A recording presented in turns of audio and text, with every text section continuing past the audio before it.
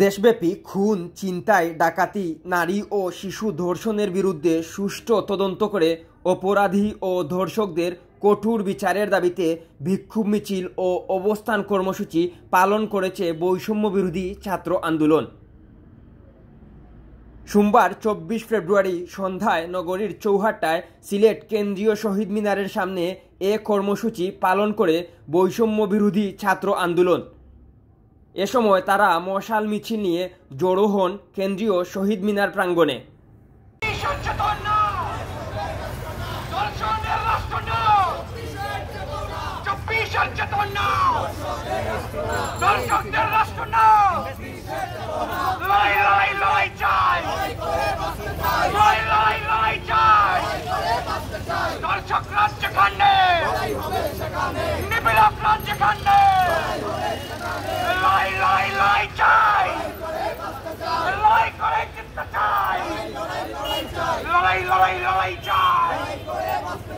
আমার মাটি আমার মা, নিপীড়কদের হবেন না, ইফতিজিং এর হবেন না, ইফতিজিং এর হবেন না, ধর্ষণের হবেন না।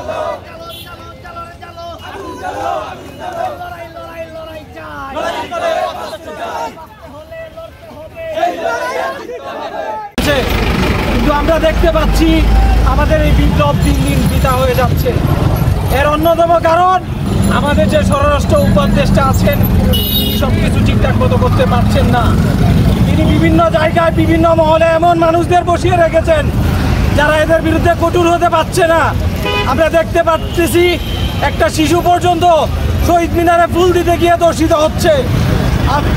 গত 63 ঘন্টার মধ্যে প্রায় 74-এর অধিক নারী ধর্ষিত হয়েছে। এই সব কিছুর পিছনে রয়েছে এই নতজানু নীতি, অধিক বেশি সুশীলতা। এইসব যারা আওয়ামী লীগের দূষর আছে, যারা এই দেশকে অস্থিতিশীল করতে চাচ্ছে, তাদের বিরুদ্ধে কঠোর ব্যবস্থা না নিলে দেশ আরও বাজে পরিস্থিতির দিকে এগিয়ে যাবে।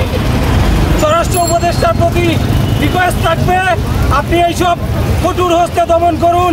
এইসব ধর্ষক, ছিনতাই, ডাকাতি যদি রুখে দিতে না পারেন তাহলে আপনি অতি দ্রুত সময়ের মধ্যে পদত্যাগ করুন।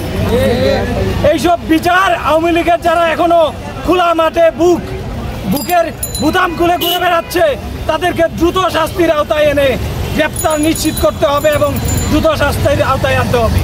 পুলিশের যে সকল সদস্য আপনাদেরকে অসহযোগিতা করতেছে, তাদেরকে দ্রুত ওইসব জায়গা থেকে পদত্যাগ করে প্রয়োজনে তাদেরকেও গ্রেপ্তার করুন এবং শাস্তির আওতায় নিয়ে আসুন।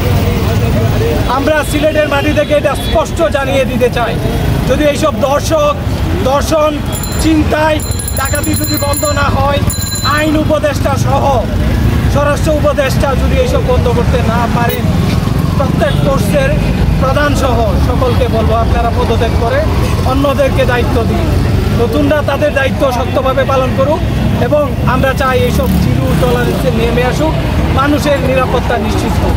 ধন্যবাদ সকলকে।